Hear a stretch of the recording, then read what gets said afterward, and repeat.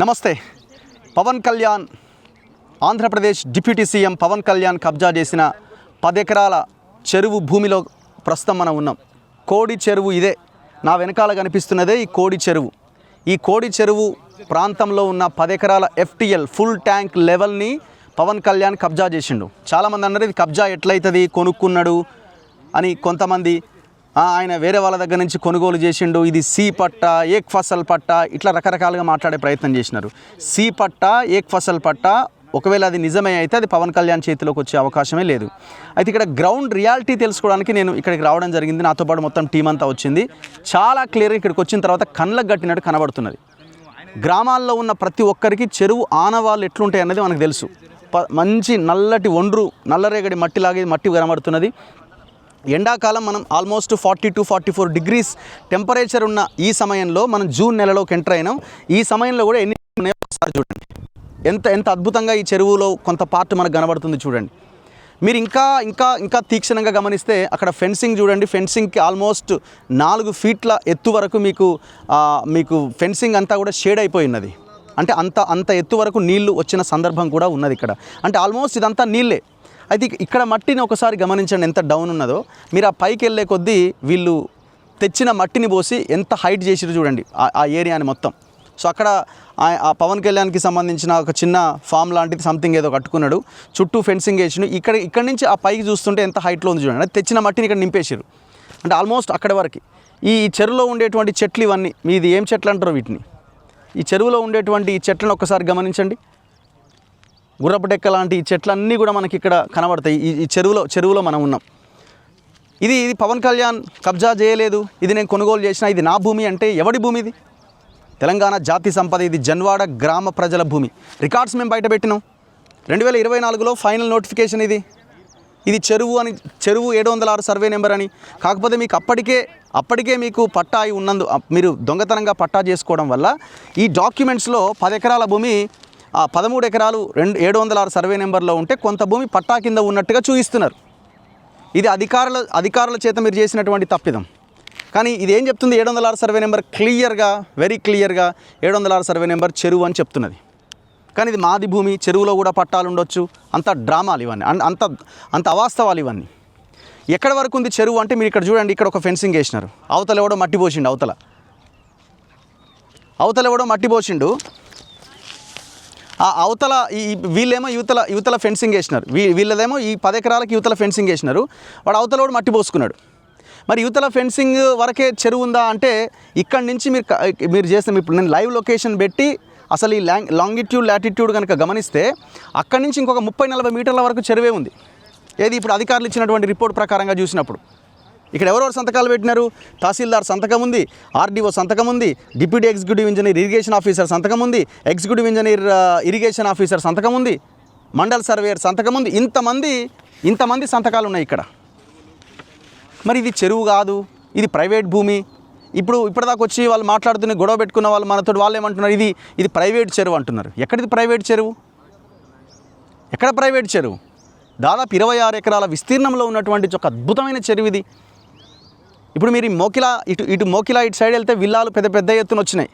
ఈ 111 జీవోని ఇప్పుడు హైదరాబాద్ని కాపాడుతున్నది. ఈ చెరువులు, ఈ కుంటలు ఇవన్నీ లేకపోతే హైదరాబాద్ సత్యనాశ అవుతుంది. మనకి పీల్చడానికి కూడా గాలి ఉండదు. ఎంత దారుణంగా ఉంది హైదరాబాద్. ఇప్పుడు ఢిల్లీలో ఉన్న పొల్యూషన్ హైదరాబాద్కి వచ్చేసింది. ఇప్పుడు almost air quality index 300-400 touch అవుతున్నది. మన భవిష్యత్ తరాలు బతకొద్దా? ఏమనంటే వ్యవసాయం చేస్తున్నాడు, ఆవులు పెంచుతున్నాడు. మీ పట్టా ల్యాండ్లో మీ ప్రైవేట్ భూమిలో పెంచుకోండి. ఆవులు మీరు పెంచాల్సిన అవసరం సరే, మీరు పెంచుకోండి. కానీ మీరు రైతులకు ఇవ్వండి. ఒక మనిషో 2 ఆవులు ఇవ్వండి. గవర్నమెంట్లో ఉన్నారు కదా మీరు. ఇక్కడ ఉన్న రైతులకు మనిషో 2 ఆవులు ఇప్పించండి. చాలా అద్భుతమైన పశు సంపద, మన గోమాతల వృద్ధి ఇంకా చాలా పెద్ద ఎత్తున జరుగుతుంది. మీరు ఒక 10 ఆవులు పెంచితే, ఒక 20 ఆవులు పెంచితే మిమ్మల్ని ఏదో అడ్డుకుంటున్నట్టు చెరువు భూమిని కబ్జా పెట్టి దానికి ఆవుకి లింక్ పెట్టి రాజకీయం చేస్తున్నారు. మీరు ధర్మం అంటున్నారు. అక్కడ కట్టమైసమ్మ గుడి ఉన్నది. ఆ కట్టమైసమ్మ గుడి ఈ కట్ట మీదకి రాకుండా మొత్తం దాన్ని అక్కడే బ్రేక్ చేసినారు. ఇప్పుడు అక్కడ కనబడుతున్న కన్వెన్షన్ యువతలనే కట్ట క్లోజ్. మేము ఆ కంపెనీ దాటుకొని మొత్తం ఆ సర్కారీ దానంతా దాటుకొని లోపల దాకా వచ్చినాం మేము. అంటే ఆ కట్ట మొత్తాన్ని లేపేసారు. మరి ఇదేం అరాచకం? ఈయన ఒక్కడే కాదు, అవతలోడు యువతలోడు మొత్తం కబ్జాలే ఇక్కడ. ఎంత అసలు ఎంత ఎంత అద్భుతంగా ఉందో ఈ వాతావరణం అసలు ఇక్కడ ఇప్పుడు రేపు పొద్దున ఇట్లే ఇప్పుడు దీని చుట్టూ ఫెన్సింగ్ ఎట్లా వేస్తారండి? దీని చుట్టూ ఫెన్సింగ్ వేసే అధికారం మీకు ఎక్కడిది? ఏమనంటే ఇది మా భూమి కాబట్టి ఫెన్సింగ్ వేసినామంటారు. ఏ రకంగా అసలు మీరు చేసుకున్న సేల్ డీడ్లోనే అన్ని మిస్టేక్స్ ఉన్నాయి. మీరు శరత్ మరార్ అనే ఒక వ్యక్తిని ముందు పెట్టి రిజిస్ట్రేషన్ ప్రాసెస్ చేయించారు. మీరు శరత్ మరార్ అనే ఇంకొక మీకు సంబంధించిన వ్యక్తిని పెట్టి ఆయన రిప్రజెంటేషన్లో ఆయన ముందు పెట్టి రిజిస్ట్రేషన్ ప్రాసెస్ చేశారు. ఎందుకంటే మీరు సెలబ్రిటీ కాబట్టి రిజిస్ట్రేషన్ ఆఫీస్కి రాలేరు కదా అని సెక్షన్ 32A ప్రకారంగా మీరు రిజిస్ట్రేషన్ ప్రాసెస్ నడిపించారు. కానీ మరి ఆ శరత్ మరార్ అనే వ్యక్తి ఈ కేవైసీకి సబ్ రిజిస్ట్రార్ ముందుకు వచ్చిండా? నీ సేల్ డీడ్ అనే ఫోటోనే లేదు. ఆ సేల్ డీడ్ ఎట్లా చెల్తుంది? ఇప్పుడు రెవెన్యూ అధికారులు దీని మీద క్లారిటీ ఇవ్వాలా. మాకు ఇది కూడా ఉన్నది.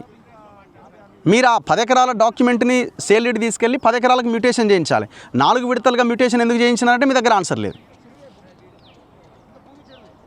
ఇంత అవన్నీ పక్కన పెట్టండి, ఆ టెక్నికల్ సబ్జెక్ట్ పక్కన పెట్టండి. ఇది ఇప్పుడు చెరువా కాదా? ఎవడైనా చూస్తాడు, ఎవడైనా ఇది చెరువా కాదంటారు.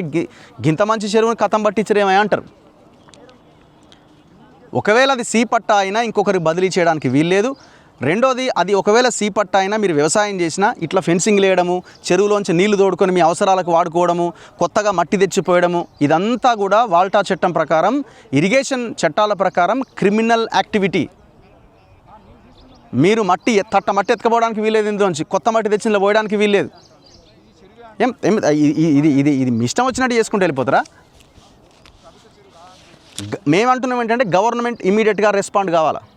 మేము తెలంగాణ రాష్ట్ర ప్రభుత్వాన్ని అడుగుతున్నాం, ఎందుకంటే ప్రభుత్వ ఆధీనంలో ఉన్నది ఇది. తెలంగాణ గవర్నమెంట్ని, తెలంగాణ ముఖ్యమంత్రిని అడుగుతున్నాం. ఏమైంది ఎంతకాలం? 72 గంటలు అయితే మేము వీడియో చేసి, ఫస్ట్ వీడియో చేసి 72 గంటలు అయితే. ఎప్పుడు ఇంకా మీరు యాక్షన్లోకి దిగుతారు? తేల్చండి. ఏది వాస్తవం? మీరు ఇచ్చిన రిపోర్ట్సే, మీరు పెట్టిందే. అసలు ఈ 706 అనే సర్వే నెంబరు 22A జాబితా నుంచి ఎట్లా మిస్ అయింది? 705 ఉంటుంది, 708 ఉంటుంది, 709 ఉంటుంది, అన్నీ ఉంటాయి 22Aలో. ఓన్లీ 706 ఎట్లా మిస్ అవుతుంది? 707 ఉంటుంది. అంటే ఎంత తెలివిగా భూమిని లేపేసిరు. దీన్ని మాట్లాడితే జనసేన అఫీషియల్ పేజీల్లో పెట్టి కామెడీ బిట్స్ యాడ్ చేసి అసలు మీరెవరు, మీకేం తెలుసు, సబ్జెక్ట్ ఏం తెలుసు? మేము సబ్జెక్టు మాట్లాడుతున్నాం. మా సబ్జెక్టు మీద మీరు డిబేట్కి రండి. కొన్ని మీడియా శాటిలైట్ ఛానల్స్ కూడా అసలు ఏమి లేదు, అరే పట్టాను ఉంది కదా, పైసలు పెట్టి కొన్నాడు కదా. ఇవాళ రంగనాథ్ కూలగొడుతున్న ప్రతి బిల్డింగు పైసలు పెట్టి కొన్నదే. పైసలు పెట్టి కొన్నా వీళ్ళు కబ్జాలు చేసిరని కూలగొడుతున్నారు కదా. మరి ఇది ఏం కన్స్ట్రక్షన్స్ లేవు ఇక్కడ. మీరు ఓన్లీ వచ్చి సింపుల్గా ఈ చెరువుని మీ పరిధిలోకి తీసుకుంటే అయిపోతుంది. ఈ సేల్ డీడ్ చెల్లదు, మీరు చేసుకున్న మ్యూటేషన్ డాక్యుమెంట్స్ చెల్లవు. తక్షణమే ఈ భూమిని ప్రభుత్వం వెనక్కి తీసుకోవాలి, జన్వాడ ప్రజలకి అప్పగించేసేయాలి. చాలా అద్భుతంగా ఉంటుంది. ఒక టూరిస్ట్ ప్లేస్ని చేయొచ్చు, ఒక టూరిస్ట్ ప్లేస్ని చేయొచ్చు అవసరమైతే. సో ప్రజలారా, ఇది క్లారిటీ, గ్రౌండ్ రియాలిటీ. ఇది మేము గ్రౌండ్కి వచ్చి మాట్లాడుతున్నాం, ఆఫీసులో కూర్చొనే కాదు, గ్రౌండ్కి వచ్చి మాట్లాడుతున్నాం, గ్రౌండ్లో నిలబడి మాట్లాడుతున్నాం. చూడండి ఎంత పక్షులు, ఈ చెరువులో నీళ్లు, ఇంత ఎండలో కూడా ఎట్లా నీళ్లు ఉన్నాయో ఒకసారి చూడండి. ఒకవేళ వర్షాకాలం వస్తే ఈ నీళ్ళు ఇంకా ఎక్కడ దాకా ఉంటాయో మీకు ఒకసారి ఆలోచించండి. ఆ ఫెన్సింగ్ ఉన్న ఆ కలర్ అది చూడండి ఎంత షేడ్ అయిందో. అంటే అంత ఎత్తు వరకు నీళ్ళు వచ్చి నేను అర్థమవుతుంది కదా. మరి ఈ చెరువు తెలంగాణ ప్రజలకి దక్కాల్సిన అవసరం లేదా? ఈ చెరువు కాదా ఇది? సో ఇది ఎట్టి పరిస్థితిలో వదిలిపెట్టేది లేదు. ఇది ఖచ్చితంగా గవర్నమెంట్ రెస్పాండ్ అయ్యేంత వరకు ఈ ఫైట్ కంటిన్యూ అవుతుంది. కెమెరామెన్ గణేష్తో రఘు, మన తొలి వెలుగు.